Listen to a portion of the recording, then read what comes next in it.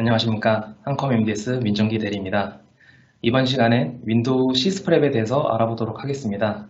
시스프랩이 무엇인지, 어디에 사용되는지, 또 어떻게 사용할 수 있는지에 대해서 설명을 한번 드리도록 하겠습니다.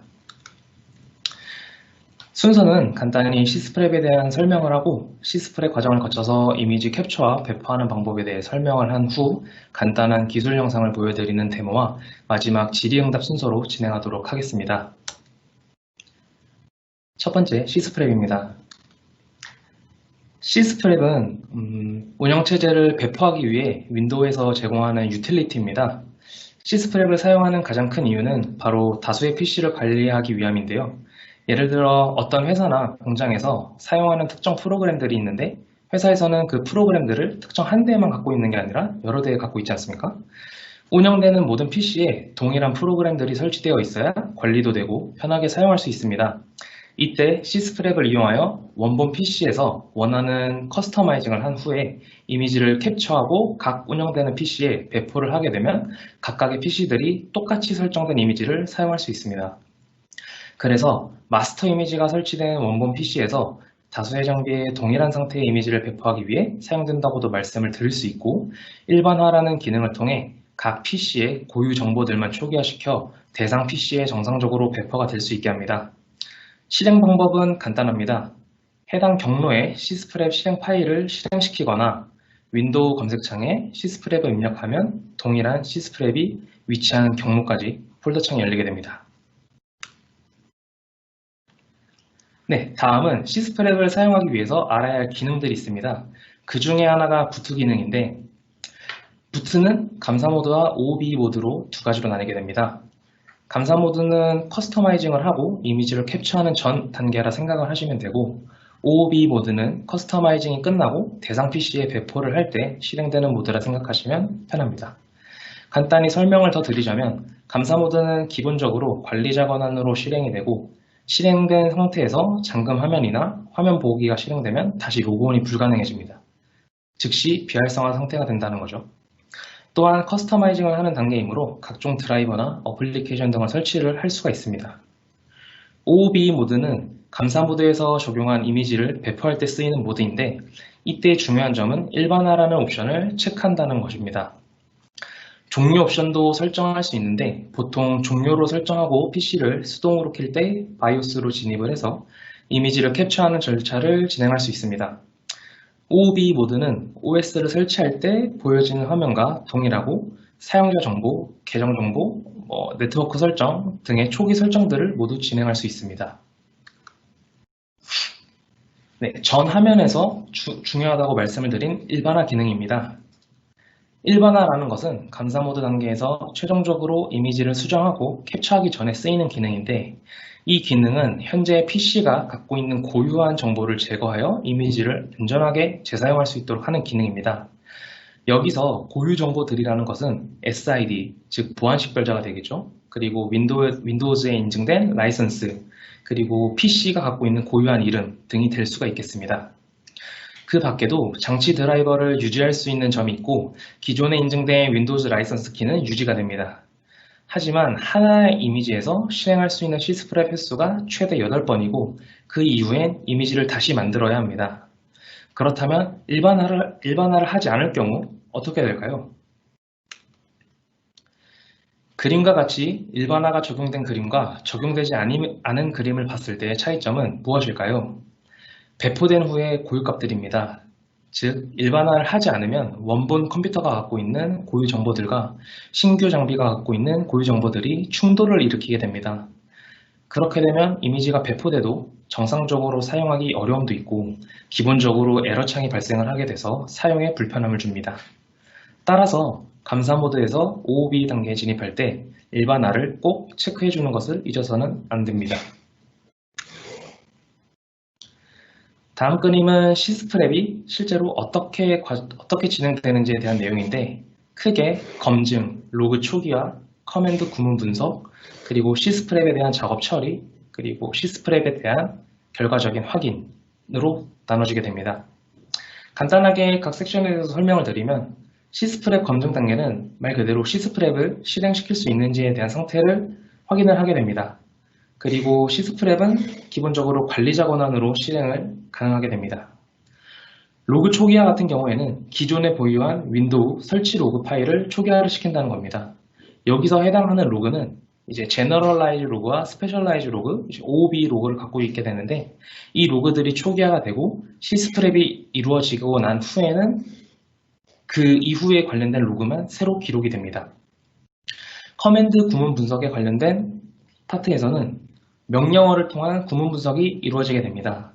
여기서 말하는 명령어란 CLI 창에서 이루어지는 명령어인데, 옆에 보이는 표에 나와 있는 인수들을 가지고 아래 보이는 예시와 함께 사용을 할 수가 있습니다. 시스프랩에 대한 작업 처리 방식입니다. 시스프랩이 이루어지면은 정상적으로 이루어지는지에 대해서 작업을 진행을 하고 이후 곧바로 확인을 하는 작업이 진행이 됩니다. 시스프랩 작업 처리는 시스프랩 작업을 진행할 수 있는 역할을 갖게 되고, 이후 처리가 완료가 되면은 시스프랩은 이제 종료와 재부팅을 설정을 할 수가 있습니다. 이에 대한 옵션만 선택을 해서 시스프랩이 정상적으로 완료가 된 것을 확인할 수가 있습니다. 네, 지금까지 시스프랩에 대한 이해 그리고 기본적인 사용 방법에 대해서 알아보았습니다. 다음 볼 장은 이제 이미지와 캡처, 배포를 하는 방법에 대해서 알아보도록 하겠습니다. 이미지 캡처 배포는 크게 세 가지 방법으로 진행할 수 있습니다. 첫 번째는 온라인 방식, 두 번째는 오프라인 방식, 세 번째는 윈도우즈 심이라는 도구를 활용한 방식이 있는데, 여기서 요약하자면 온라인은 이미지를 CLI에서 커맨드를 이용해 캡처 배포를 하는 방법이고, 오프라인은 로컬에서 이미지를 마운트 시켜서 수정을 한 후에 적용하는 방법입니다. 그리고 윈도우즈 심을 활용한 방법은 윈도우에서 제공하는 시스템 이미지 관리 도구라는 것을 활용하여 응답 파일을 생성해 부팅하는 방법입니다. 첫 번째로 윈도우즈 심에 대한 활용 방법입니다. 이 방법은 응답 파일을 기존 ISO 파일과 같이 USB에 내장하여 부팅까지 진행하게 되면 자동으로 사용자가 지정한 설정에 맞게 설치를 할 수 있는 것입니다. 우선 윈도우즈 이미지라는 항목에 ISO 이미지를 탑재를 합니다. 탑재하고 응답 파일 항목에 새 응답 파일을 만들면 컴포넌트가 생성이 됩니다. 생성된 응답 파일에 컴포넌트들을 추가를 하면 보이는 오른쪽 그림처럼 여러 가지 해당되어 있는 항목들을 확인할 수가 있습니다. 이후 추가된 컴포넌트들의 설정을 부팅 전에 할 수 있는 부분이 있고, 디스크 이름 지정이나 파티션 나누기, 라이선스 키 등록 등 설치 후에 작업을 설치 전 미리 지정할 수 있습니다. 이후 이미지 수정을 다 하게 되면 응답 파일 유효성 검상을 통해서 올바르게 수정이 되었는지 검토를 한 후 이상이 없을 경우 응답 파일을 저장할 수 있습니다. 저장되는 파일에 XML 형식의 unattended XML 파일이 기본적으로 작성이 됩니다.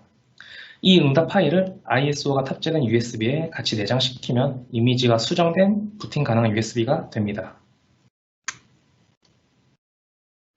다음 방법은 디즘을 이용한 방법입니다. 디즘이라는 것은 쉽게 말해 이미지를 탑재, 수정, 분할, 배포하는 데 사용되는 도구이고, CLI 창에서 디즘 커맨드를 활용할 수 있습니다. 디즘에도 쓸 수 있는 옵션과 명령어들이 많지만 이 섹션에서는 캡처, 배포와 관련된 부분만 설명드리도록 하겠습니다. 우선 작업 플로우는 크게 OOB 보드에서 셧다운을 하고 윈도우 P 이미지로 부트를 한 후 디즘 커맨드를 활용해서 캡처를 완료합니다. 이후 대상 PC에 배포를 하게 되면 정상적으로 이루어지게 됩니다. 관련된 옵션 4가지를 간단하게 알아보도록 하겠습니다.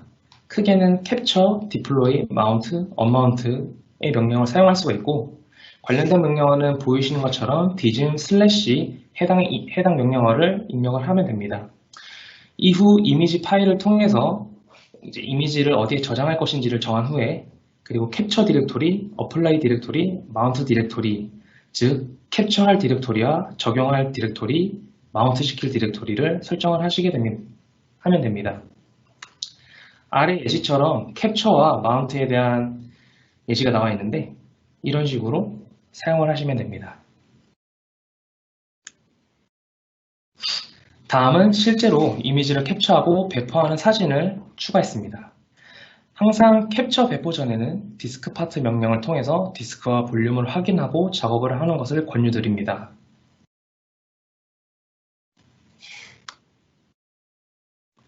다음은 마운트 방식입니다. 마운트 설명은 제가 실제 사례를 갖고 설명을 드리겠습니다. 사례로 드는 윈도우 7은 참고로 2020년 1월 14일부로 서비스 지원이 종료가 되었습니다. 그래도 재미있는 내용이라 생각이 들긴 하는데 윈도우 7은 USB 3.0 포트를 지원하지 않기 때문에 설치가 뜻대로 원활히 되지 않습니다. 그래서 요즘 나오는 PC에는 특히나 설치가 되지 않을 수도 있는데 이것을 설치할 수 있게 하는 방법이 바로 마운트를 통한 이미지 수정 방법입니다. 기존 보유한 이미지를 마운트하고 마운트된 이미지에 USB 3.0 드라이버를 추가해서 커밋을 하시게 되면 설치 가능한 이미지로 수정됩니다. USB 3.0 드라이버는 설치하라는 대상 장비에서 지원하는 드라이버를 다운받으시면 됩니다. 이처럼 다양한 방법으로 이미지를 수정하고 배포할 수 있습니다. C스프랩을 거쳐 이미지를 수정하고 캡처한 후 배포하는 방법에 대해 알아보았습니다. 네, 지금까지 이미지 캡처와 배포에 대해서 알아보았는데 다음부터 설명드릴 내용은 간단히 데모를 보여드리도록 하겠습니다. 우선 데모 시연 전에 사진으로 C스프랩이 이루어지는 과정을 요약해 보았습니다. 첫째, 감사 모드로 진입을 하게 됩니다. 이후 감사 모드로 진입을 한 후에는 관리자 권한으로 실행이 되게 됩니다. 그리고 기존 고유 정보를 확인하고 OOB 일반화 실행을 통해서 이미지 캡처를 하고 이후에 대상 장비에 배포가 이루어지게 됩니다. 부팅되었을 때 과연 이게 정상적으로 배포가 됐는지 변경되어 있는 부분은 어떤 것들이 있는지 확인하는 것까지가 데모로 보여드리도록 하겠습니다. 우선 데모는 C스프랩을 하고 이미지를 캡처해서 배포되는 과정까지를 보여드릴 텐데 현재 테스트를 하는 공간이 제 로컬 PC 하이퍼V를 활용했기 때문에 이미지 캡처와 배포가 되는 구간을 영상으로 준비하기 좀 어렵습니다. 그래서 중간에 사진으로 그 부분만 대체를 하는 부분에 대해서는 사전에 양해를 부탁드리겠습니다.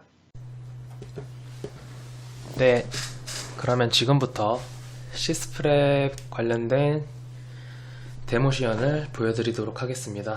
우선 지금 제 로컬 PC에서 하이퍼V를 띄운 화면이고요. 실제로 일단 C스프랩을 어떻게 실행하는지 보여드리도록 하겠습니다.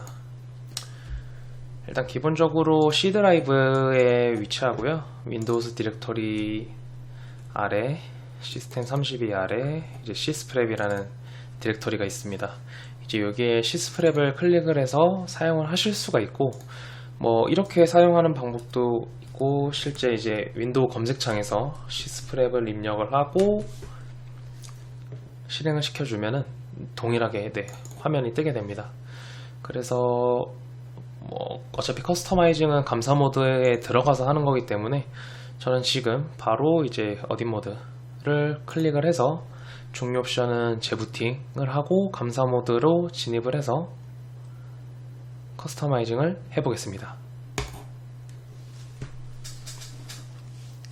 감사 모드로 진입은 빠른 시간 내에 좀 되기 때문에 뭐 크게 제약이 없을 겁니다. 그리고 뭐 지금 같은 경우에도 이제 하이퍼V를 이용해서 하는 거기 때문에 해상도가 잠깐 깨졌지만 이제 이 부트가 되면은 관리자 모드로 접근을 하게 됩니다.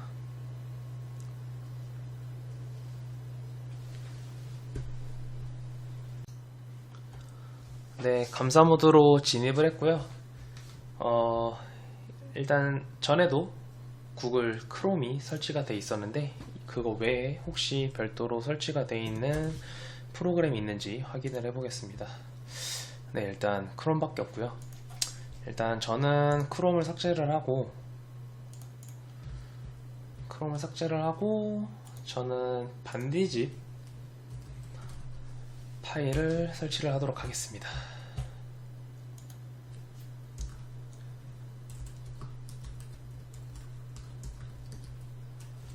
죄송합니다.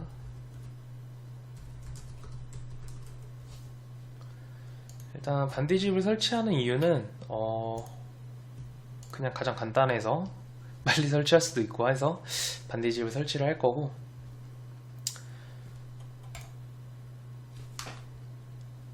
이게 뭐 다른 어플리케이션 같은 것들을 설치를 해도 됩니다. 뭐 굳이 반디집을 설치하셔야 되는 건 아니고, 그리고 추가적으로 한 가지 또 보여드릴 내용은 이제 어플리케이션만 유효하다라는 거. 일단 이렇게 시스프랩이라는 디렉토리도 만들고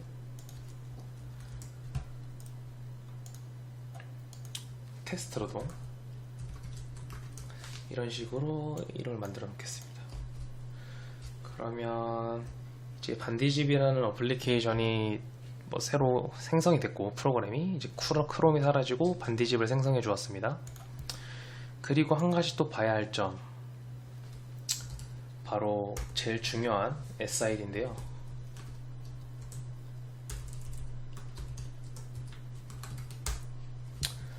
일단 지금 보시면 PC 이름과 그리고 제가 접속한 계정이 보이게 됩니다. 그리고 나서는 이제 보안 식별자 아이디가 이렇게 뜨게 되는데, 이제 과연 이게 일반화를 하고 나서 이게 그대로 있는지, 이 정보가 그대로 남아있는지를 확인을 해보면 됩니다. 그리고 이제 다시 한번 시스프랩을 실행을 시킬 건데요. 그 전에 앞서서 마지막으로 하나의 과정, 사용자 계정에 들어가서 지금 이제 테스트를 위해서 기존에 제가 두 가지의 계정을 만들어 놨는데, 이 두 가지를 각각 삭제를 시켜 줄 겁니다. 삭제를 시키는 이유는 이제 OOB 모드에서 이제 캡처를 하고 배포가 될 때 이제 제가 계정명을 생성해 주게 되는데, 이제 이 계정이 사라져도 동일하게 보여준다라는 걸 일단 한번 보여드리기 위해서 계정을 삭제하겠습니다. 그리고 실제로 양산될 때도 어차피 이 계정들을, 기존에 있던 계정을 그대로 갖다 쓰는 경우가 그렇게 많지 않기 때문에 계정은 주로 삭제하고 시스프랩을 진행을 하게 됩니다. 그러면 다시 한번 시스프랩을 실행을 하도록 하겠습니다. 이제는 OOB 모드에서 일반화를 선택을 하고 셧다운을 시킬 겁니다.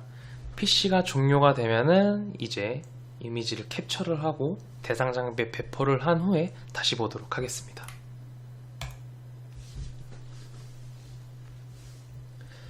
OOB 모드는 이제 초기 화면과 동일한 화면이 나올 거고, 진행되는 과정은 약 1, 2분 정도 소요가 될 것 같습니다.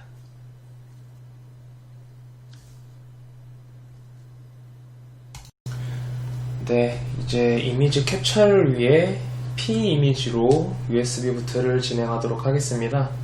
일단 USB 부트를 진행을 하게 되면 이제 UEFI 모드로 저는 부트를 했고요.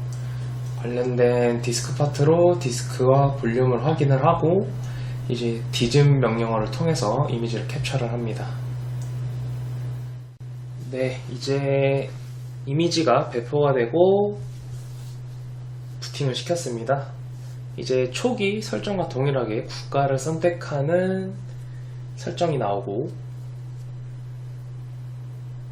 이제 키보드 설정도 나오게 되고 레이아웃 설정도 할 수 있습니다. 네, 그러니까 이제 OOB 일반화를 설정을 통해서 OOB 모드로 부팅을 해도 크게 달라지는 게 아니라, 실제 우리가 OS를 기본적으로 설치를 할 때 첫 화면에 바로 나오는 모드가 사실 OOB 모드라고 생각을 하시면 되거든요. 그래서 지금도 동일한 초기 과정을 거치고 있습니다. 현재 아무래도 초기 단계다 보니 이제 로드가 어느 정도 걸리는데, 이제 동일하게 라이선스 동의 체크를 하고 MSID는 뭐 넣어줘도 되지만 지금은 제가 생략을 하겠습니다. 계정은 일단 이게 시스프랩 테스트이기 때문에 시스프랩이라고 작성을 하겠습니다. 그리고 넘어가서 패스워드는 생략하겠습니다. 이제 기본적으로 이제 설정이 거의 다 됐기 때문에 다 이제 어세트를 할 거고요. 설정이 끝나면 바로 화면이 나오게 됩니다. 이제 제가 설치했던 반디집이 나오고 기존의 디렉터리랑 텍스트는 안 보이죠? 이제 제어판에서 설치했던 어플리케이션 그대로 있고, 그리고 이제 CMD 창을 통해서 이제 컴퓨터 PC 이름과 SID를 확인해 보겠습니다. 네, 확연히 달라졌죠? 이렇게 시스프랩을 마무리하고 사용을 하시면 됩니다. 감사합니다.